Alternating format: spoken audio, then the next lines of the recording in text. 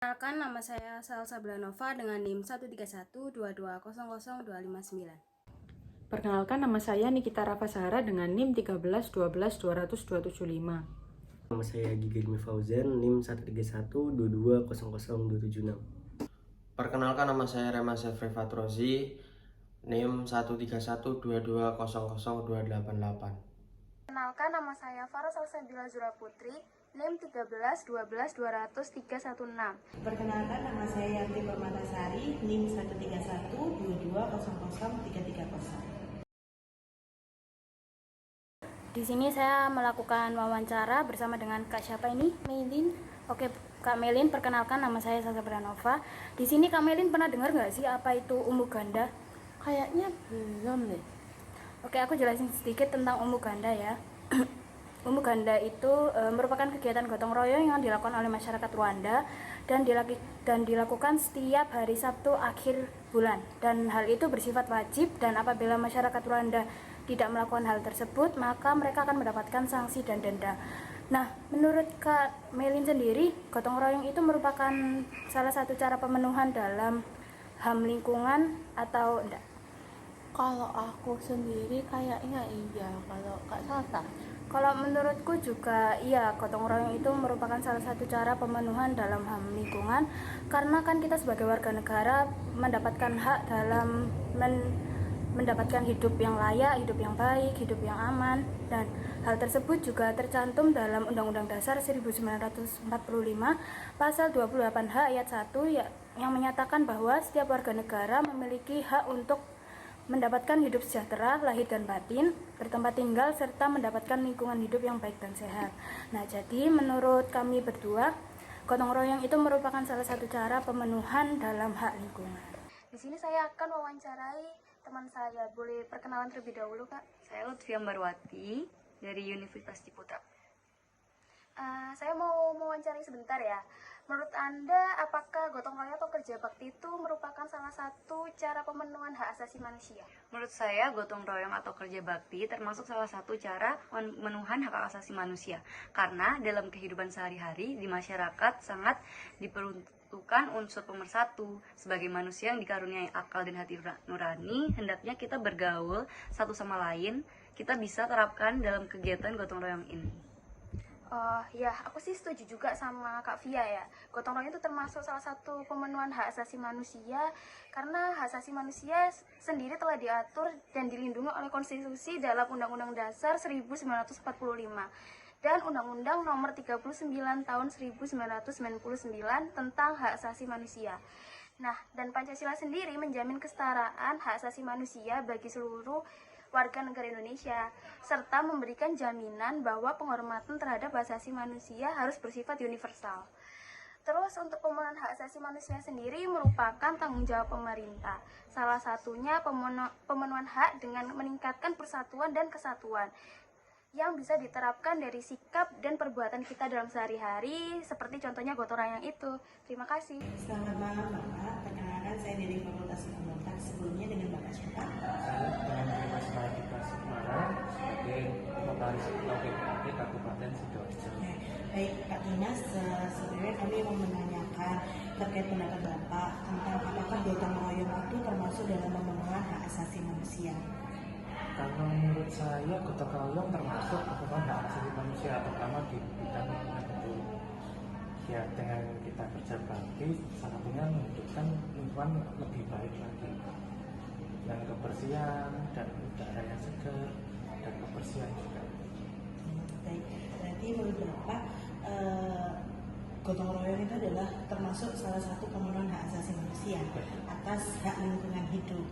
Berarti Bapak setuju dong dengan pasal 28H ayat 1 Undang-Undang NRI 1945 yang setiap orang itu berhak hidup sejahtera, lahir dan batin, bertempat tinggal dan mendapatkan lingkungan hidup yang baik dan sehat. Ya, betul. Baik, kalau gitu terima kasih Pak atas pendapatnya. Melanjutkan dari yang sebelumnya, definisi umbu ganda yaitu suatu hari libur nasional yang ditetapkan setiap hari Sabtu di akhir bulan, di mana masyarakat Rwanda wajib untuk mengikuti kegiatan kerja bakti atau pengabdian masyarakat setiap pukul 8 hingga 11 pagi. Sedangkan di Indonesia sendiri kita memiliki istilah gotong royong, di mana artinya suatu kelompok masyarakat melakukan suatu kegiatan tertentu secara bersama-sama untuk mencapai tujuannya yang dicita-citakan. Nah, dari kedua definisi tersebut sebenarnya terdapat perbedaan mendasar antara umuganda di Rwanda dan gotong royong di Indonesia. Perbedaan tersebut antara lain dari sistemnya. Di Rwanda, umuganda dilaksanakan secara tersistem karena skalanya adalah nasional. Mereka juga melakukan umuganda selama bertahun-tahun sejak era prakolonial, di mana penerapan tersebut diterapkan bagi warganya yang berusia antara 18 sampai 65 tahun, kecuali untuk orang-orang tertentu yang mendapat pengecualian berdasarkan aturan-aturan yang berlaku di Rwanda tersebut. Sedangkan di Indonesia sendiri, gotong royong tidak diwajibkan bagi seluruh warga Indonesia, melainkan berdasarkan aturan-aturan tertentu yang berlaku di wilayah masyarakat tersebut tinggal. Sebagai contoh adanya gotong royong di wilayah RT 1 misalnya. RT 1 menetapkan adanya gotong royong kerja bakti untuk melaksanakan kebersihan lingkungan setiap hari Minggu di akhir bulan. Namun hal tersebut tidak serta-merta berarti RT 2, RT 3, dan RT seterusnya harus mengikuti gotong royong tersebut, karena gotong royong tersebut hanya diwajibkan bagi masyarakat yang bertempat tinggal di wilayah RT 1 tersebut. Dengan demikian dapat disimpulkan bahwa umuganda tidak dapat disamakan dengan gotong royong karena dari skalanya sendiri dan dari sistemnya perbedaan tersebut. Umuganda sifatnya lebih universal, sedangkan gotong royong lebih sempit karena tergantung dari kebijakan masing-masing lingkungan tempat masyarakat tersebut tinggal. Baik, di sini saya akan menjelaskan tentang umuganda. Nah, umuganda sendiri ini adalah tradisi kerja bersama di Rwanda di mana warga berkumpul untuk membersihkan lingkungan, memperbaiki infrastruktur, atau membantu proyek komunitas lainnya. Kegiatan ini dilakukan setiap bulan pada hari Sabtu pagi dan merupakan bagian penting dari budaya Rwanda untuk mempromosikan solidaritas, kerjasama, dan pembangunan komunitas. Umuganda juga memiliki tujuan untuk memperkuat persatuan sosial dan membangun kebersamaan di antara warga Rwanda. Lalu, apakah bisa umuganda ini diterapkan di Indonesia? Nah, umuganda ini sebuah tradisi kerja bersama di Rwanda. Dapat diadaptasi di Indonesia dengan beberapa perubahan dan penyesuaian terhadap konteks dan budaya yang ada di Indonesia. Namun sebelumnya diimplementasikan, perlu dilakukan analisis dan evaluasi terhadap keefektifan dan keberlanjutan umuganda di Indonesia.